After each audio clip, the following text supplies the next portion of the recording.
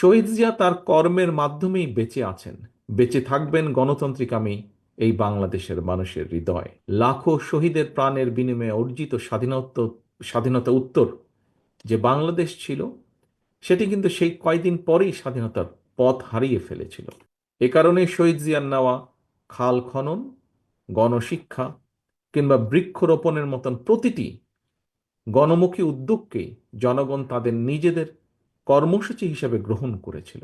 বাংলাদেশের স্বাধীনতার ঘোষক শহীদ রাষ্ট্রপতি জিয়াউর রহমানের ৪৪তম শাহাদাত বার্ষিকী উপলক্ষে আয়োজিত আজকের এই আলোচনার সম্মানিত সভাপতি, বাংলাদেশ জাতীয়তাবাদী দলের সাধারণ সম্পাদক জনাব মির্জা ফখরুল ইসলাম আলমগীর, আজকের অনুষ্ঠানের সম্মানিত প্রধান অতিথি দেশনেত্রী বেগম খালেদা জিয়া, মঞ্চে উপবিষ্ট স্থায়ী কমিটির সম্মানিত সদস্যবৃন্দ, মঞ্চে উপস্থিত নেতৃবৃন্দ, শিক্ষক, বুদ্ধিজীবী সহ সম্মানিত আলোচকবৃন্দ এবং আমার সামনে উপস্থিত প্রিয় নেতা কর্মী এবং সম্মানিত উপস্থিতিবৃন্দ, আসসালামু আলাইকুম। আমরা আজ এমন একজন ব্যক্তিত্বের শাহাদাত বার্ষিকী উপলক্ষে আলোচনার সভায় উপস্থিত হয়েছি, যিনি বাংলাদেশের জন্ম ইতিহাসের একজন অনিবার্য, অনবদ্য, অপরিহার্য অন্যতম প্রধান চরিত্র। তিনি স্বাধীনতা, সাফল্য, সমৃদ্ধি এবং গণতন্ত্রের মহানায়ক শহীদ জিয়া। স্বাধীনতা এবং মুক্তিযুদ্ধের ময়দানে স্বাধীনতার ঘোষক জিয়া যেমন একজন অকুতোভয় অধিনায়ক ছিলেন, স্বাধীন বাংলাদেশে গণতন্ত্র প্রতিষ্ঠা এবং স্বনির্ভর বাংলাদেশ প্রতিষ্ঠায় সফলভাবে নেতৃত্ব দিয়েছেন শহীদ জিয়া। স্বাধীনতা, মুক্তিযুদ্ধ এবং মুক্তিযুদ্ধ পরবর্তী স্বাধীন বাংলাদেশের রাষ্ট্র, রাজনীতি এবং দেশ পরিচালনায় শহীদ জিয়ার অবিস্মরণীয় অবদানের অনেক বিষয় আজকের সম্মানিত আলোচক বৃন্দের আলোচনায় উঠে এসেছে।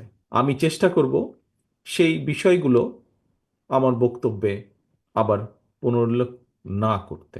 তবে সবার আলোচনায় একটি বিষয় কিন্তু প্রতীয়মান হয়েছে আজকের রাজনীতিতেও, অর্থাৎ আমাদের এই বর্তমান রাজনীতিতেও শহীদ জিয়া খুব সম্ভব সমানভাবেই প্রাসঙ্গিক।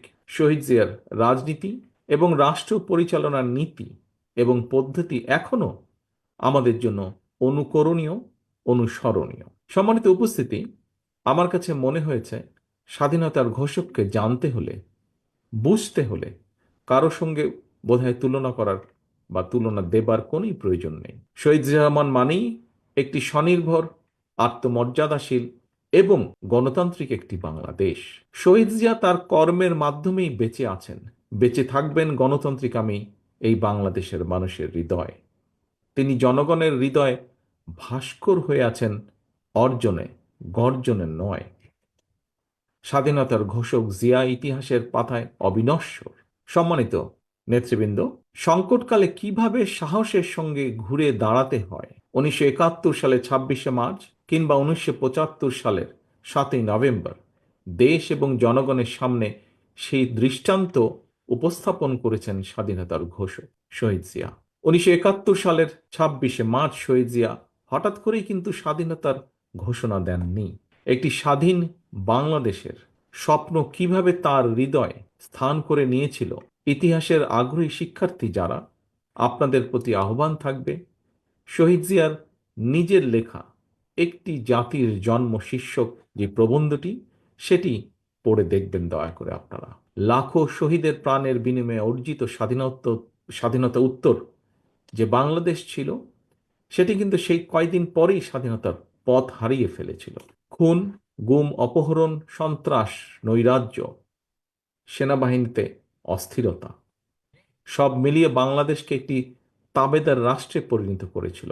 সকল ষড়যন্ত্রকে প্রতিহত করে ১৯৭৫ সালের ৭ই নভেম্বরের পর থেকেই মূলত স্বাধীনতার ঘোষকের নেতৃত্বে মুক্তিযুদ্ধের মূল যে মন্ত্র, তাতে বাংলাদেশ ফিরতে শুরু করে ধীরে ধীরে।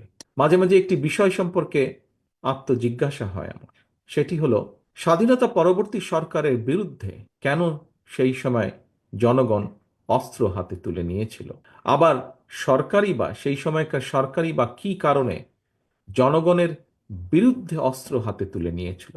অথচ আমরা দেখি অপরদিকে শহীদ রাষ্ট্রপতি জিয়া রহমান যখন রাষ্ট্র পরিচালনায় আসেন, জনগণ শহীদ জিয়ার ডাকে স্বতঃস্ফূর্তভাবে দেশের উন্নয়নে অস্ত্র ছেড়ে কোদাল হাতে খাল খননে নেমে পড়েছিল। প্রিয় উপস্থিতি, কিন্তু আমার কাছে মনে হয়েছে নেতৃত্ব, ব্যক্তিত্ব এবং রাষ্ট্র পরিচালনায় শহীদ জিয়া দলের নয়, বরং দেশের হয়ে উঠেছিলেন।